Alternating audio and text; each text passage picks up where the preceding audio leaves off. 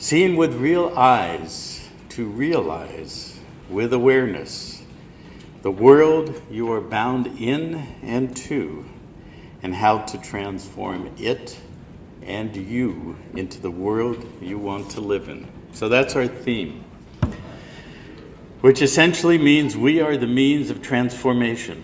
As I said yesterday in my talk, we have the power and authority if we choose to bring it back within and as ourselves. Okay? So I was talking to somebody earlier today, actually in this room, a little one-on-one talk, and we were talking about the nature of transformation. Because that's what this is all about, transformation. Anybody here heard the phrase, as above, so below? Yeah. Very good. And how about as within, so without? Absolutely. All right, you got both sides of it. Okay? Imagine that's a cross. Like a Swiss flag cross. But you're only seeing two sides of that. Okay? A two-dimensional image. If we were to move it a little bit, and you could see what's behind that two-dimensional cross line, what you would see is two infinity symbols going like this, as above, so below, and like this, as within, so without. That's the nature of our containment, okay? Because we have allowed ourselves to be put into a containment field that we basically call the legal and monetary system. In law, it's called the civitas, the civil body. In Latin and in the Roman system, the civitas is that, the civil body. It's what contains the mass population. And as I said yesterday, there are only two things necessary for the system that we're in to be implemented. There are several more sort of close behind as the primary, but it's what I call, and what they, meaning them, meaning us, have created in this hologram for thousands and thousands of years, the symbol of the two pillars, the line of the king and the line of the priest. That's all that's necessary to lift us off the land and put us into the civitas and put us as the civil body, and utilize us as a battery with our consent. Remember when I talked about yesterday, it's all based on consent. To put us collectively and individually as the battery that creates this hologram. So I talked about it in physical terms, history being the story of law to create the system called money in order to entrain and lift the global population into that containment field, to extract the resources, build the planetary infrastructure as both our prison and as their prize. Okay? So there's interesting points there I'm going to come back to, such as the use of the word prize. Does anybody know what that word actually means, technically speaking? What was the word, sorry? Prize. Okay? Prize. You ever heard of booty and prize? The claims of war on land and sea. Booty of land and prize of the sea. Have you ever heard of something called a letter of marque and reprisal? A couple of you have. A letter of marque and reprisal is a letter issued by a sovereign, a letter patent, which means the highest form of a lawful letter. A letter patent issued by a sovereign who is at war with another sovereign that allows the captain of a ship to essentially do legal piracy, to board the ship of an enemy combatant in order to capture booty and prize on both land and sea. But basically prize means capture at sea. Okay? So a letter of marque and reprisal means to mark the ship, board it, and essentially loot it for prize. People, persons, cargo, property, whatever is there. So everything in law everything in the monetary system, everything in things that I will reference here basically in terms of the construct of the hologram, the language, the symbols, everything is part of the construct that we actually have allowed ourselves to entrain ourselves into this hologram. So when we talk about taking our power and authority back into, within, and as ourselves, we're talking about ceasing the presumption of consent, severing the contracts and the agreements by which they operate. Because they understand, for example, this morning, Amanda, in her talk, talked about free will. She talked about the levels of engagement. Okay, we are free will beings at one level. At the same time, we are completely and absolutely pre-programmed. The depth of mind control and the containment system that I'm talking about goes way deeper than any of you, and I can guarantee that any of you understand yet. Okay? But ultimately, we do have free will because we are eternal beings with free will. So we have allowed our free will to be abrogated, or we've abrogated it ourselves. We're actually willless in this system. It's actually embodied in what's called the Lord's Prayer, which supposedly were the words of a man called Jesus, which is not true, because the Jesus in the Bible never did exist. Okay? But those words of the Lord's Prayer actually were not put in the language that we understand in the English language until 400 to 500 years ago. The word Lord did not exist thousands of years ago as we understand it. There's only one Lord on this planet. He's called the Lord Mayor of the City of London. Okay? And who is the Father? El Papa. Our Father who art in heaven, hallowed be thy name. Thy kingdom come, thy will be done. In other words, the Pope who is in heaven, which is called the city known as Vatican City, which is heaven in their construct. His name, and only his name, is hallowed. Okay? Because he is the vicar of Christ. But Christ simply means he who is elevated above the polarity of the mass collective hallucination that we call consciousness. So they understand the nature of harmonics and entrainment and things of that nature. We'll get into that a little bit. So the whole system that's been structured over the last 2,000 years, built on what was structured the previous 5,000 years, built on what was structured for millions and billions of years, because we have been doing this for billions of years. We have been trapped in this hologram, billions of years. And you know what? It's always been right here. It's not out there. Okay, we'll get to that in a little bit. So, the Pope says, I am the vicar of Christ. Who is the Christ? We are. Because we are actually creation. We are one and equal with this concept of creating. But we've abrogated our capacity, our power and authority, and our will to create. So they say, he is the vicar of Christ. Meaning, we have given him all that power to be that unified being, that singularity, and that unity of creation that we have always been. Okay? So we call him, or they call him, and then in the system of entrainment, billions, at least 1 billion to 2 billion people, in some form or another of Christianity, put it all outside of themselves and create a process of entrainment. Entrainment has something to do with sympathetic resonance. That's why when soldiers march across a bridge, they do it asymmetrically, because if they did it all in sync, they would cause the bridge, the molecular structure of the bridge, to go into sympathetic vibration, and it would blow itself apart, literally. So the science of all of this, understand the nature of harmonics and sympathetic vibration and entrainment to get us to agree to entrain ourselves to project this holographic reality that we think is real.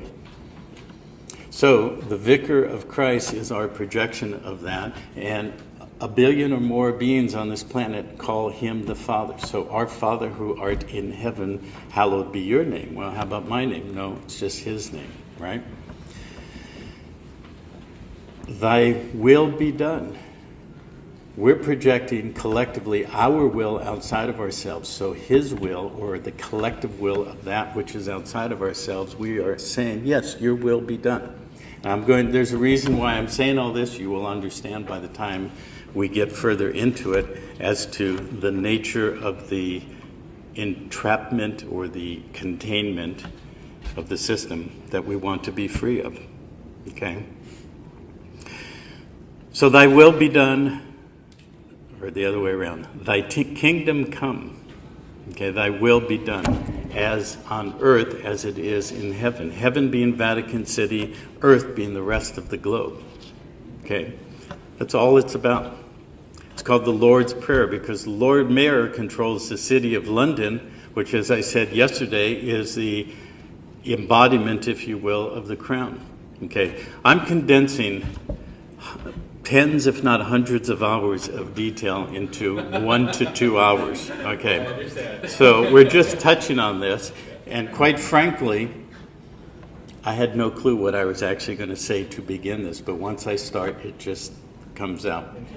Okay, it comes out because we're sitting here as a unified field, so I'm talking to you as beings instead of to your mind, which is the system of the matrix and the control. So this is what you came here for me to say, okay? Period. Another group, I might say something different. So, as I was saying, we're good. Yesterday, there are 3 city-states that are the grounding point of our virtual reality projecting individual and collective projection into this hologram. Because this body has an overlay. People call it the chakra system. It's not what most people think it is. It's not some spiritual thing. It's actually an energy extraction device that we were put into a containment within. Everything that you think you know about all the metaphysical concepts and all the New Age and even the Old Age, the traditional stuff, whether it's in the Bible or it's in channeled material or whatever, that people have spiritualized and said is sacred is nothing more than a description of the prison that we are in. It's kind of like this.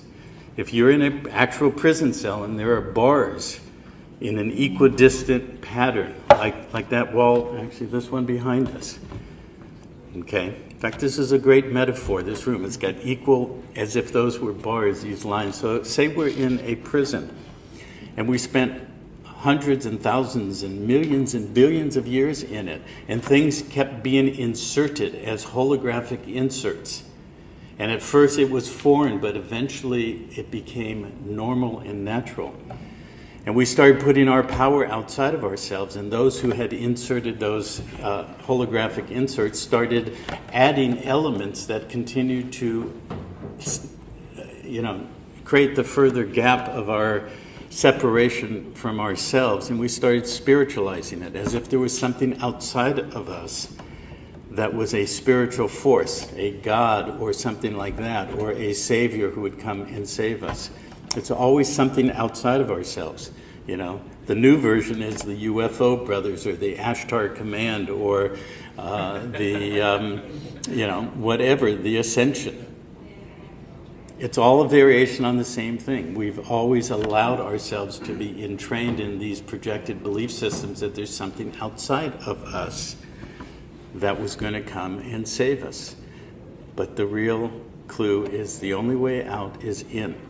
Wherever we have either been told and or accepted that it is the way out is always something outside of ourselves. The system always tells us where we should go, which is the opposite of where we actually should go. So if you've been thinking that you're going to ascend or rapture or rupture or whatever your metaphor is, I'm here to tell you it ain't true, okay? We have to come into our power and our capacity in these bodies, and stand within them as a microcosm of the whole microcosm, because it's always that infinity symbol, as above, so below, as within, so without. But you notice, if I were to do this so you can see that infinity symbol, it's an infinite loop. It's an infinite mind fuck. Okay? We are fucking ourselves. Excuse the phrase, but that's the truth. Okay?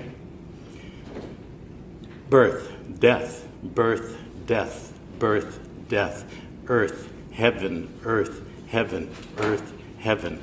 So we think this life is for the pits, so we want to go to heaven, and heaven's going to be great. We're going to sit up there, whatever our belief system, we're going to be vibrating with, whomever is our particular flavor, and we're going to be saved. But you know what? Heaven is nothing more than another containment system.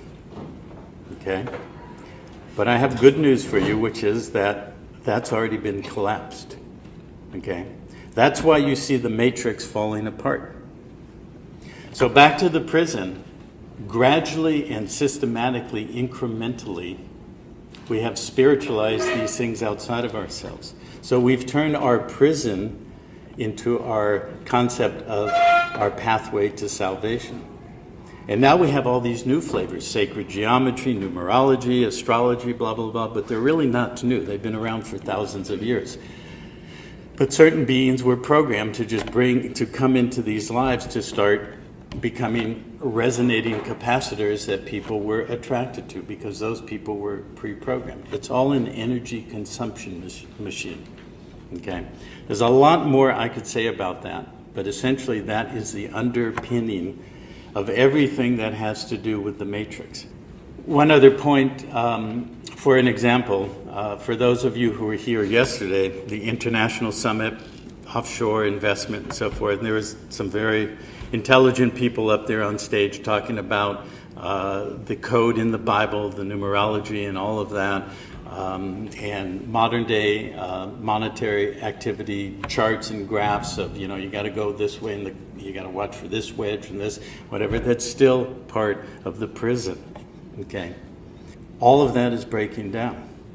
We need to start creating the world we want to live in. So that's the title of this talk.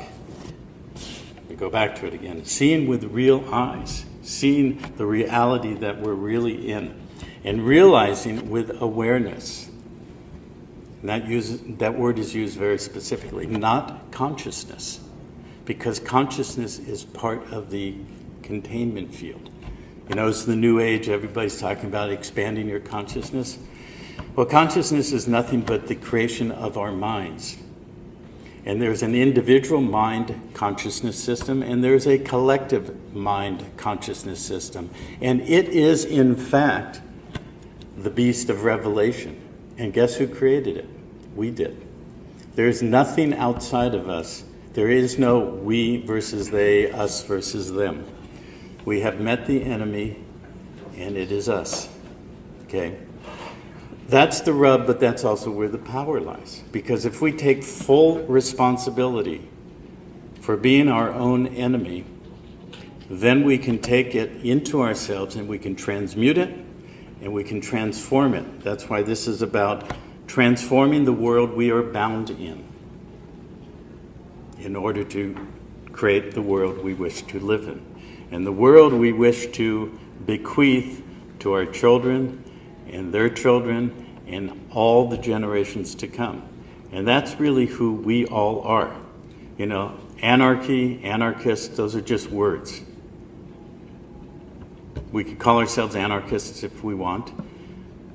But really, we are just an individualized expression of creation that we're finally learning that truly united we stand, divided we fall. So what is the primary mode of control in this world for thousands of years? Divide and conquer. But how has that been created? Because we're divided within ourselves.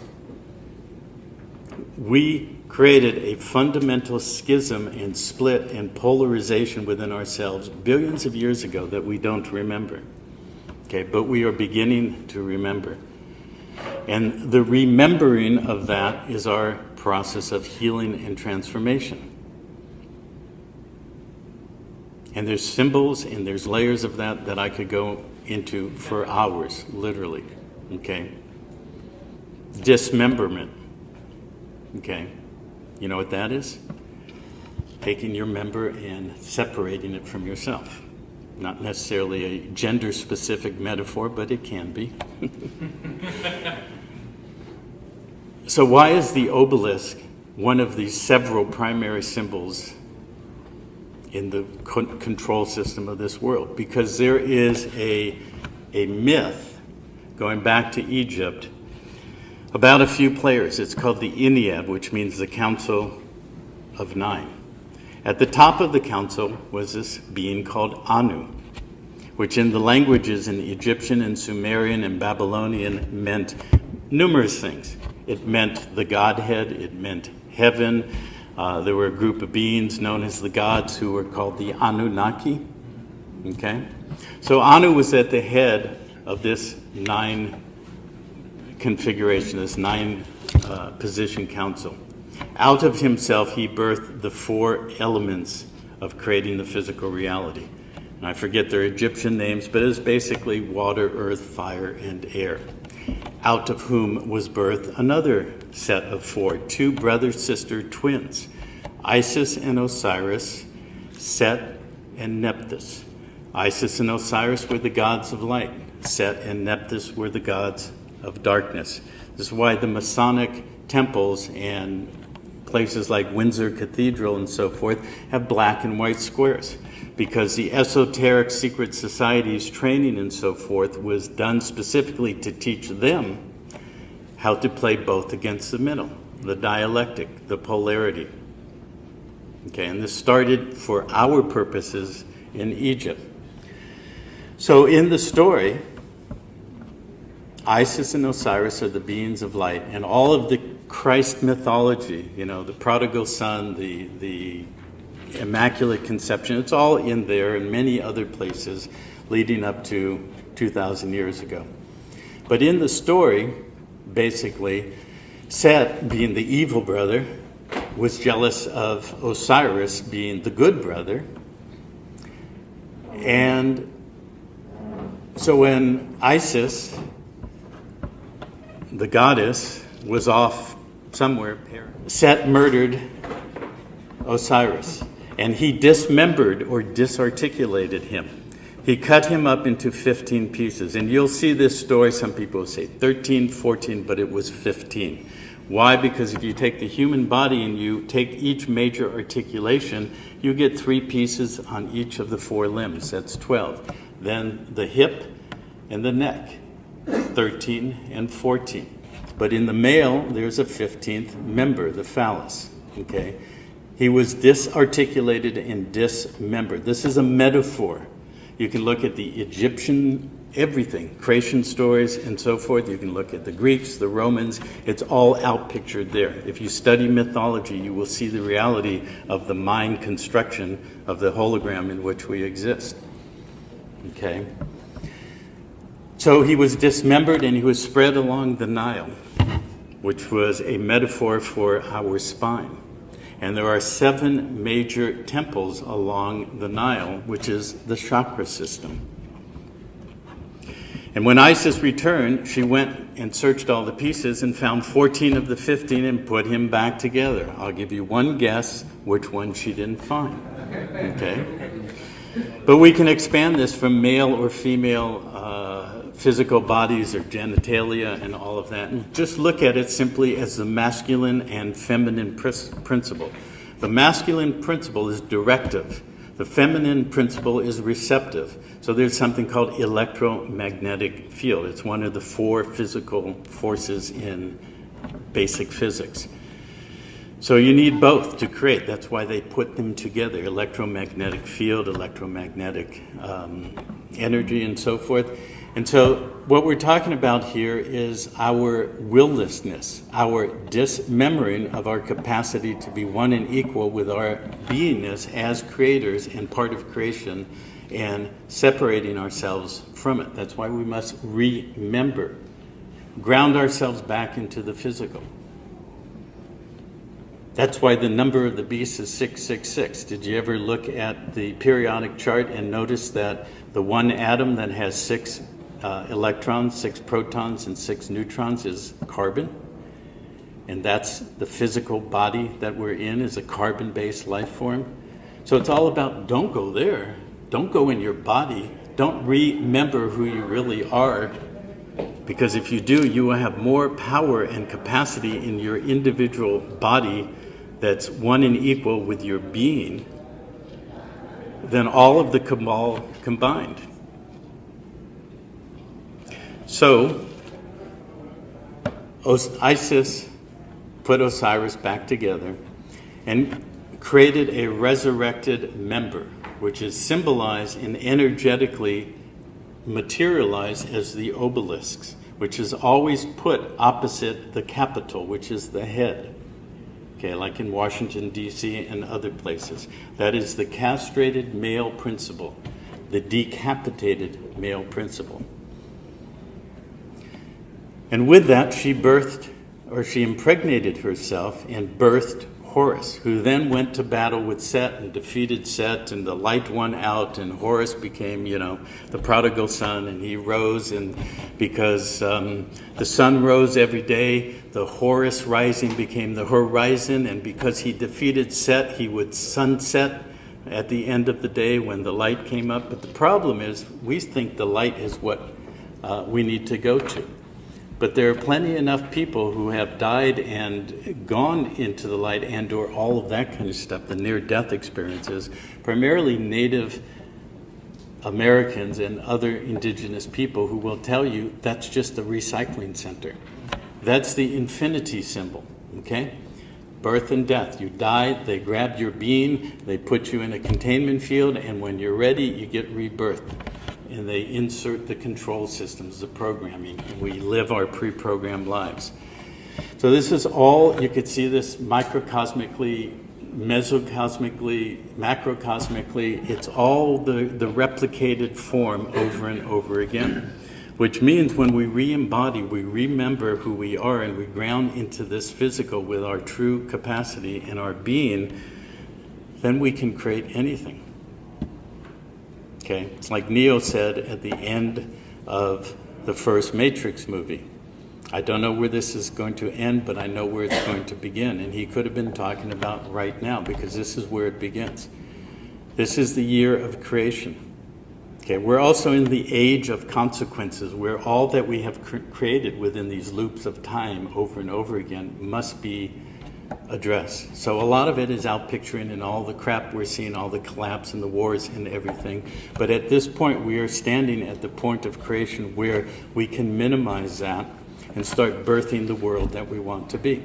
So back to our friends, Isis and Osiris. I could spend the rest of this day going into the detail. I could show you how the Old Testament and the New Testament is exactly been built on that.